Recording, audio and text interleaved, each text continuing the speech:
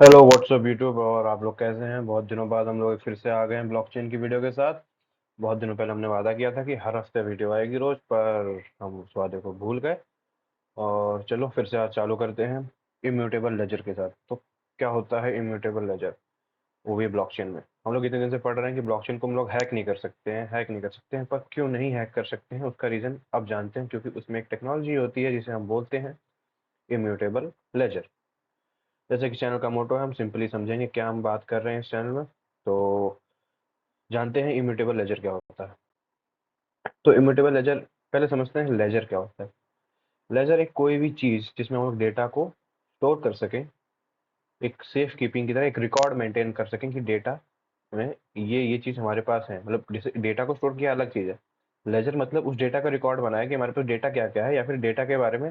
जैसे कि हमने एक बैंक अकाउंट है, बैंक अकाउंट में हमारे डेटा का ट्रांसफर, मतलब पैसे का ट्रांसफर तो इधर अकाउंट्स में हो रहा है, पर उसका एक रिकॉर्ड बन के आता है ना हमारे पास स्टेटमेंट के फॉर्म में, उसे हम बोलते हैं लेजर। किसी भी बिजनेस में होता है, कोई बंदा होता है रजिस्टर पे अपना नोट करता जाता है कि अपने बिजनेस के बारे में हमारे पास ये है ये नहीं है, इतना बिक गया आज, इतना प्रॉफिट हुआ, उसे हम लेजर बोलते हैं।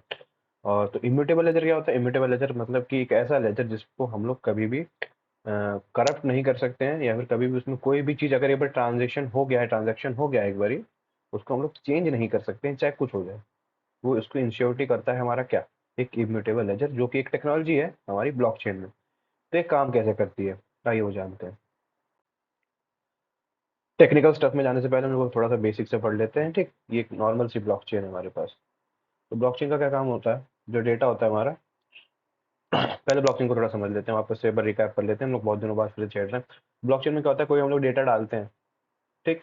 तो हमने डेटा डाल दिया, मान लो हमने डाल दिया 1 2 3, ठीक।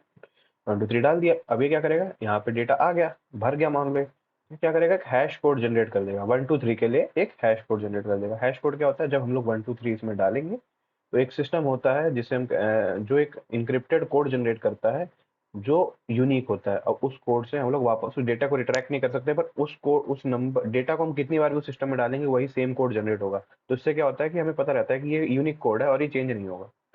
हम अगर 1 2 3 डालेंगे तो मान लो 1 2 3 डाले तो हमारा बन गया 0 x b बन गया, मान लो ये बन गया, ठीक। अब हम जितनी बार भी 1 2 3 डालेंगे तो 0 x b ही बनेगा। तो क्या होता है, अब ऐसे जैसे इसमें हमने डेटा डाला तो इसमें, और ये क्या करता है, जैसे ये हैश कोड इसका बना, ए का हैश कोड बना, वो दे देगा बी को। और ऐसे ही बी का हैश कोड, जैसे बी में कुछ डेटा गया और बी ने अपना हैश कोड बनाया, वो दे देगा सी को।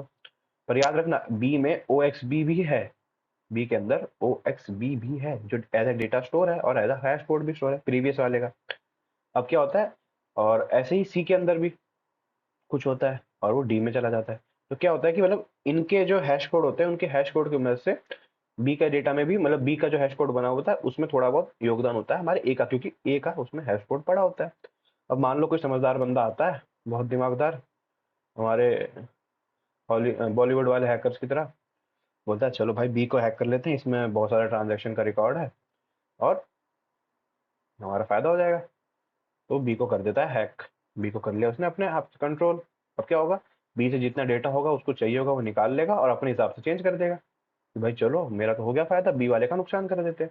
किसी को किसको पता चलेगा, पर नहीं भैया, आप ब्लॉकचेन में कर रहे हो। ब्लॉकचेन में क्या होगा, ये जो डेटा है ये हो गया, अब यहाँ पे चेंज हुआ। अब बी का जो हैश कोड जनरेट हुआ था उसमें भी चेंज हो गया होगा, और जैसे ही चेंज हुआ होगा सी को पता चल गया कि भाई मेरे पास तो तूने कुछ और दिया था, यहाँ पे कुछ और है। तो बोलते मेरे को तो पता नहीं, पर ये हो गया था हैक। अब क्या होता है, जैसे सी में चेंज होगा, जैसे सी में, अब सी के हैश कोड में चेंज होगा। अब सी के हैश कोड में क्यों चेंज होगा, क्योंकि भैया बी का जो हैश कोड था उसकी वजह से सी में भी थोड़ा सा हैश कोड में उसका योगदान था, उस वजह से सी का भी चेंज हो जाएगा। क्यों होगा, क्योंकि हमारा एवलांच इफेक्ट था। लास्ट वीडियो में मैंने पढ़ा था एवलांच इफेक्ट क्या होता है, अगर थोड़ा सा भी चेंज होता है डेटा में तो पूरा पूरा डेटा का हैश कोड चेंज हो जाता है।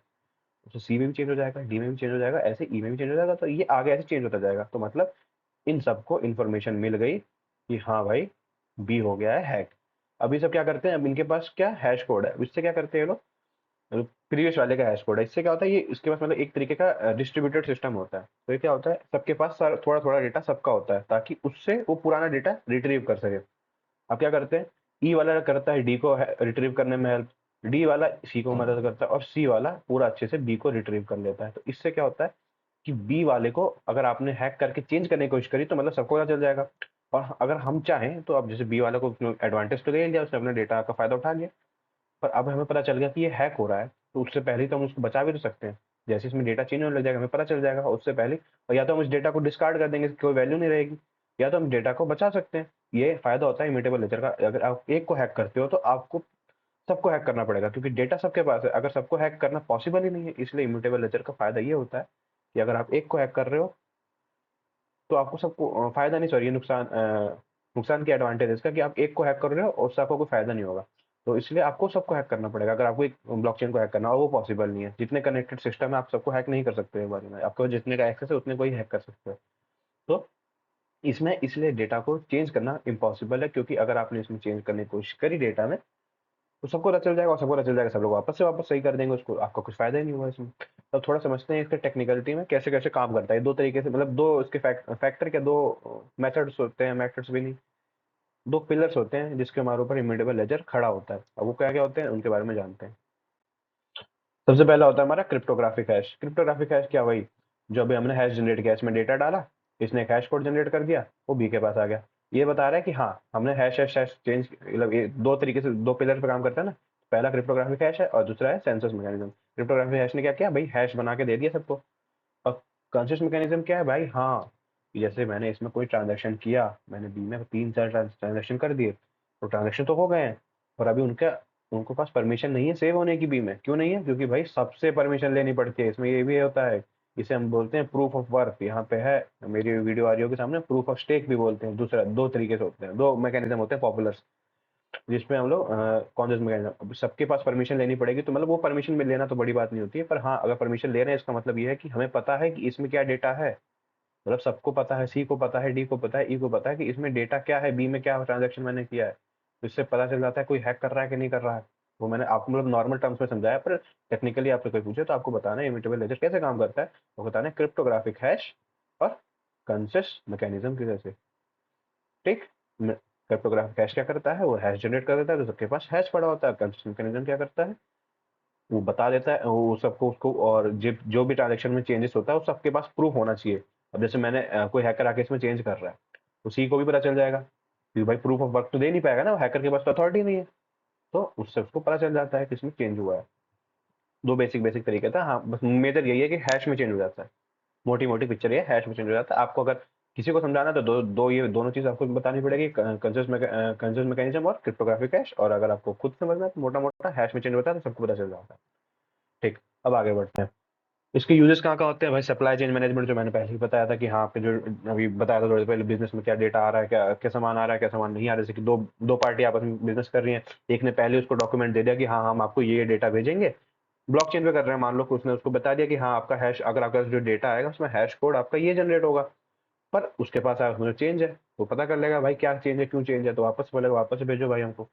हेल्थ केयर में अगर आपके हेल्थ केयर के साथ कोई छेड़छाड़ करता है, तो उसमें हमें डॉक्टर ऐसे से प्रोसीड नहीं कर पाएगा प्रोसीजर के साथ, और आपके साथ दिक्कत हो सकती है। तो इसलिए यहाँ पे हमें इम्यूटेबल लेजर का ही यूज़ करना चाहिए। फाइनेंशियल ट्रांजैक्शन तो आपको पता ही है, पैसा ही सब कुछ है, और पैसे में अगर चेंज हो रहा है तो आपके बहुत बड़ी दिक्कत है। अब कोई हैकर आ रहा है, नॉर्मल बैंक अकाउंट है, 100 रुपए हैं, उसको 1 ज़ीरो हटा दे रहा है, आपका ज़ीरो बचता है आपके अकाउंट में, आपके फिर आपका मुँह देखोगे सबका। इससे सबसे आगे बैंक चल के बैंक को भी ब्लॉकचेन को अपनाना पड़ेगा, ताकि कोई हैक ना कर पाए उनके सिस्टम में। टाइम लगेगा, बहुत बड़ी टेक्नोलॉजी है इसको। अब जैसे बैंक है, बैंक एक छोटा-सा पार्ट है पूरे वर्ल्ड गवर्नमेंट का। अब उसमें चेंज होने में, ट्रांज़ैक्शन होने में टाइम लगेगा ना, तो ब्लॉकचेन धीरे-धीरे आएगा, चेंज करेगा, रिप्लेस करेगा नॉर्मल बैंकिंग सिस्टम को, ये श्योर है। कंक्लूज़न क्या भाई, हमें बहुत ज़रूरी है इम्यूटेबल लेजर। और ये ट्रांसपेरेंट होता है, ट्रांसपेरेंट क्यों होता है, सबके पास प्रूफ होता है। और टेम्पर प्रूफ इसीलिए है कि भैया अगर मेरे पास चेंज हो रहा है तो सबके पास चेंज होना चाहिए, इसलिए टेम्पर प्रूफ भी है। अगर आप एक में चेंज करोगे तो सब में चेंज करना पड़ेगा, तो इसीलिए टेम्पर प्रूफ भी है। इसको रोल ये है कि इसको आगे चल के हमें अपनाना ही पड़ेगा भाई, क्योंकि कौन बिना इसके, तो हैकर तो आपको पता ही है, रोज हैक हो रहा है। Thank you for this video, और आपसे कोशिश करेंगे रोज एक टॉपिक कवर करने की। मैं फिर से बोल्ड बोल्ड सा एक स्टेटमेंट दे रहा हूँ, क्या पता मैं कर पाऊँ कि ना कर पाऊँ, पर मैं कोशिश करूँगा।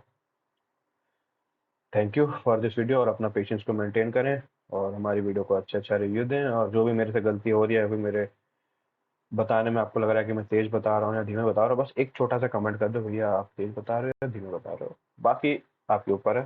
Thank you.